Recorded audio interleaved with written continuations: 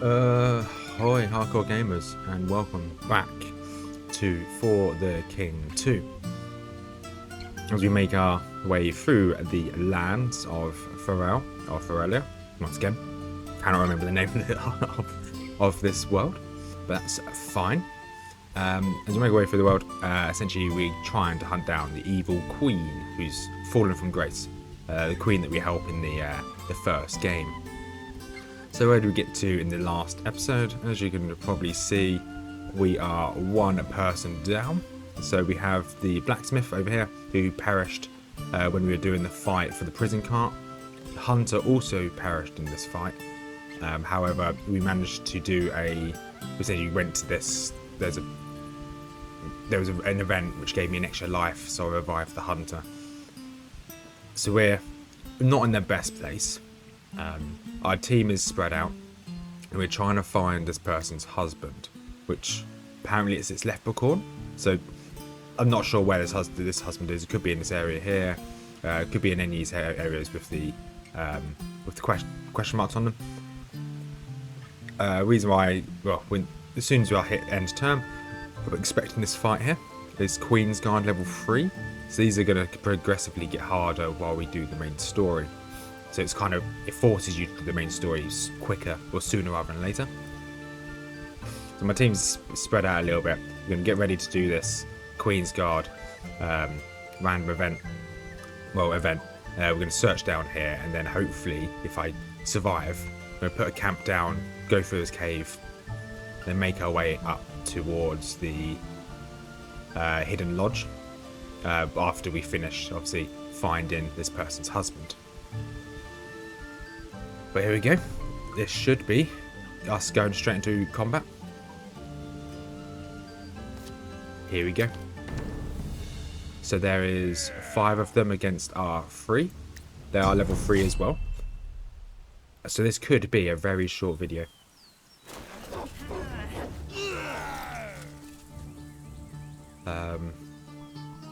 They are quite high level. Well, they're obviously all level 3, but they're all quite strong. This very well may be the end, to be quite honest. We'll give it a go. The hunter.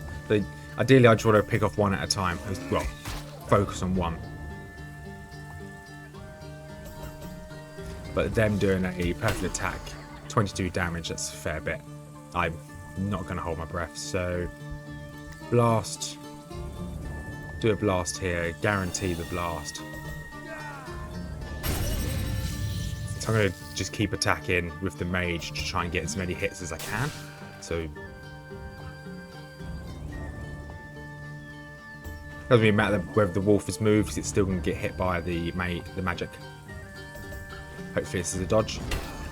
It wasn't a dodge, it's critical, so Hunter's just taking a huge beating.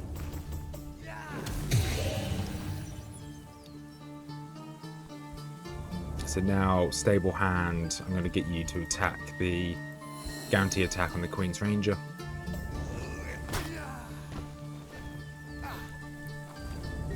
And then the Ranger itself, going to use... increase your evasion. And then you're going to get you to attack the Ranger as well.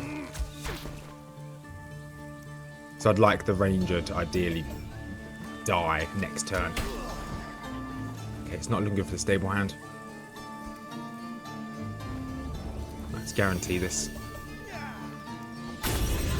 The wolf is down. The Queen's soldier's almost down as well. It's not looking too bad. If I can survive this round.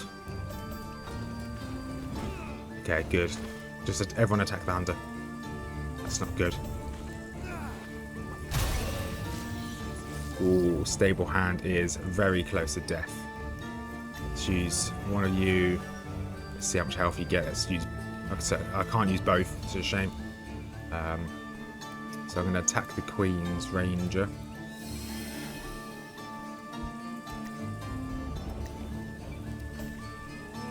I was going to use my focus, but if I use my focus, I would have got my Focus gives you armor pen. And I want to use the armor pen on the Queen's Guard if I can help it. It's the Hunter. The only thing you can do now is, well, ideally take out the Queen's Ranger. Then the Mage is going to attack the same again.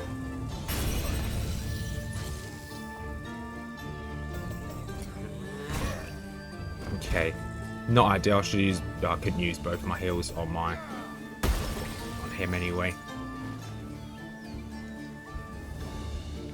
So volley is a... Okay, so I'm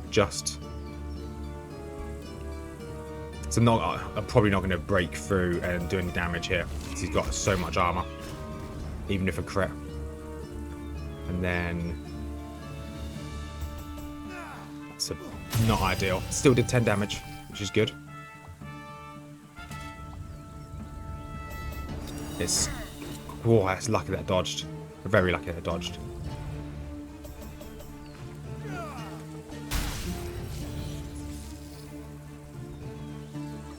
So I'm just going to have to do another attack. Cold shot might break through his armor. Okay, it didn't break through his armor. So now, if this hits, this will break through. Okay, good. So it's now just the Queen's Mage. So I'm not going to say we're in the best state, but you've still got 2 players on the field. If the Queen's Mage keeps focusing on the Scholar, I should be okay. Because if it's going to be Scholar against the Mage, it's not going to end well. He's going to kill the Hunter, isn't it? Yeah. There you go. So Mage v Mage. There's no other weapons I can equip. So this is just going to be a very long, drawn-out fight. He's probably not going to be able to damage through my Scholars. I know he might be able to damage from the Scholars' resistance.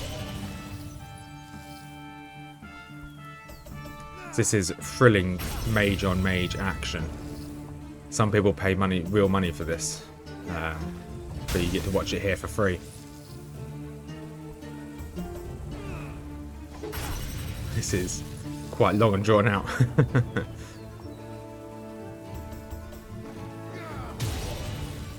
So I'm not hopeful that I'm going to get any further in this campaign, if I'm going to be completely honest. This is probably going to be a relatively short video. If I can find the person's husband, maybe I can get some extra lore books. At the moment I've got 10. 11, so if I can actually read. So at the moment I've got 11. So if I can find an extra lore book, that'd be great. So then I can leave this. I've got a little bit more meta currency. It might make my next one slightly easier. I'm not expecting it to be much easier. This is meant to be a relatively difficult game. Let's go here and let's search. What's the worst that can happen? I'll take more damage. Yeah, fine. I'm now going to play this rather recklessly. Yeah, gen turn. But nothing to lose anymore. But every time I end turn, it's going to show me all of the dead corpses of my team. Bit sad, but hey. Just got to be better next time, I guess.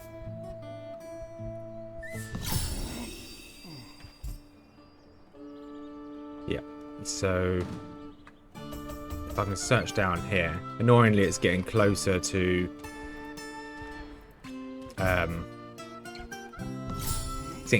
my next fight against the next Queen's Guard. It still won't. Is he over there? Come on. So I'm just using all my focus to try and get to where this could possibly be. Is he on that square? Come on, you can't be.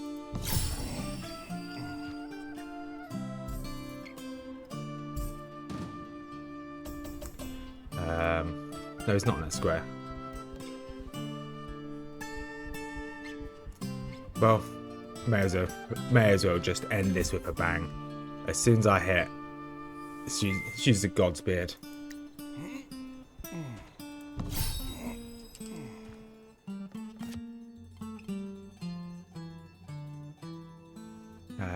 Yep, so here we go.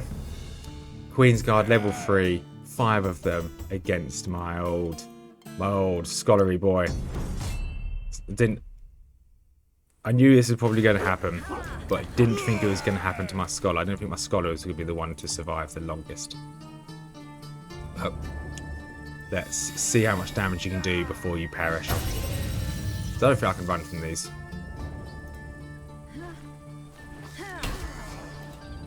That's a good critical hit.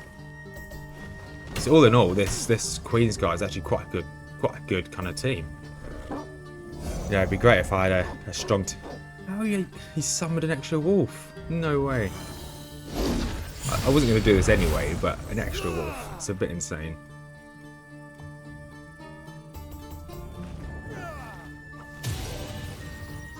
Now I bet the extra wolf gets an attack. Oh, he skips his turn. And obviously I can't flee. So, Scholar, this is going to be your final attack. Let's go all out. Very good. Really well done, Scholar. And just like that, boom. That is my first attempt of For the King over. It's a bit sad, but it is what it is. So I'm going to spend a little bit of time. So I just got an achievement. Such a pity, which is my first party wipe. Oh, almost got to start the revolution, which killed 25 Queen's Guard. And rush the cloak. Rush the clock. Complete the adventure in 50 rounds. Obviously I didn't complete this one here. So adventure was failed. Which is okay. Let's look at some of these stats I've got. So Hunter killed the least amount of damage dealt. Least amount of damage taken. So Hunter, yeah, okay, not really the best. At least for this run. Blacksmith died the most. Took the fewest steps. Fewest times with landed criticals. Stay around, spent the most money, most health regen, most items used. And Scholar finally shared the least amount of gold. He was a bit of a tight-fisted bugger. Fewest revives performed, spent the least amount of gold. He was a bit of a tight bugger. He didn't like to share. He did have, well, I would say he did have the coolest items, but he didn't have the coolest items at all. Farul, that's what this world is called. Farul. So, I'm going to go back. So what we're going to do is spend a couple minutes looking at the lore store. This is the meta currency you get. So at the moment we've got these characters. We've got the Hunter, Blacksmith, Scholar, Stablehand and Herbalist. If I go through these one at a time. It's a loadout. So this is what you can start the game off with. I can choose to add additional items to start the game with. So if I want an extra set of gold lockpicks, I can choose extra. If I go for anything, I'll probably go for God's Beard, but I'm going to keep looking. So these are traits. So I can unlock traits to give to my characters once again on the loadout screen. I can give them Nimble, so they get another secondary action. I can give them Tactician, which gives them Tactics. I don't actually know what that is. But as you play the game, you do unlock additional items to give them. Bag of 25 guys, not bad. So you need to meet the prerequisites to be revealed. I'm not sure what all the prerequisites are. That's how I'm going through. So these items are what items you'll just find in the game. Locations are just locations, once again, you'll find in game. Cosmetics.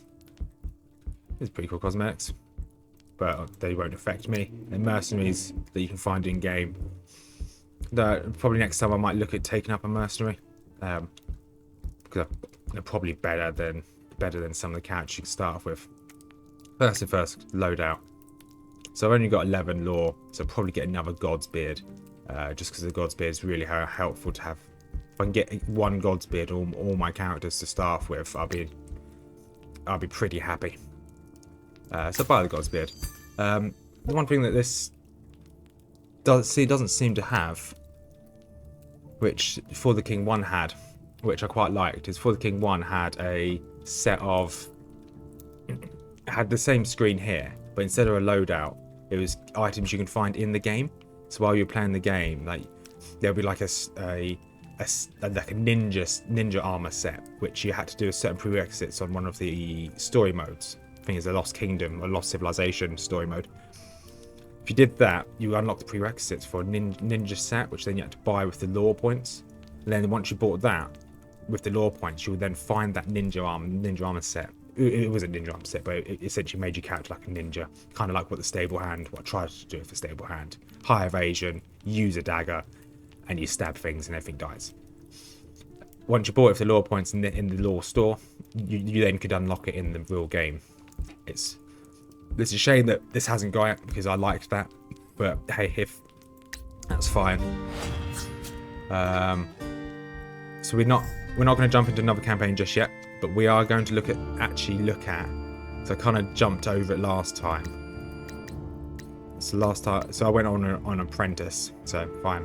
I'm going to actually look at the classes, because I kind of skipped over this, which I probably shouldn't have done. I could have probably looked at what I wanted to do. So the stable hand, I looked at the classes I use, but well, kind of. Stable hand, yeah. So he doesn't tell me what this trait is. Oh, it does if I hover over it. Assuming last focus in combat will provide an extra primary action. Right. That would have been good to know, because I could have. That would have been good to know. It looks like the actual class itself has high speed and relatively high strength and awareness, which puts him towards kind of having the ability to if you hover over these, it tells you what kind of weapons are good for you. So bows, pole arms. I kind of use this character somewhat correctly, which is good. Herbalist. So Herbalist, if you look at the stats, so he's predominantly a intelligence, so almost another mage in a way. He's also got high awareness, but low strength. So we probably want to make him into some form of mage. He's got Find Herb, chance to find a random herb at the end of turn on land or in a dungeon. That's quite useful. Party heal, provide a partial heal to neighbours in combat, overworld, and the rest. See, that would have been really good, because you can pump all of your healing tokens onto the herbalist, and then just party heal. Every time you heal, everyone else heals. So the herbalist is a really good character to have in your team, actually, I believe, just for that one party heal. It just makes life a lot easier. Then whenever you heal, all of your team gets healed, rather than just one person. And then you can just have your one person, each character have one Godspeed, which is the healing potion. In emergency, they can use their own, because obviously that's going to heal more than the party heal. But probably next time I go for a herbalist. Hunter is the hunter, fine, which focuses on awareness. It's got elite sneak, elite ambush, cooled shot, and energy boost. So elite sneak provides 2 slot rolls to sneak solo enemies. 5. Elite ambush requires only 1 slot roll to ambush solo enemies. Cooled shot, chance for a perfect roll when equipped with a bow. 5. And then gain an additional action point end of a turn. Yeah, fine. And then the blacksmith. So Blacksmith is essentially the tank. Got loads of vitality, relatively high strength. Their special ability is Steadfast, chance to completely negate damage from an attack when shield is equipped. I don't think I saw this very often, because it normally comes up with Steadfast, but I don't think I saw it often.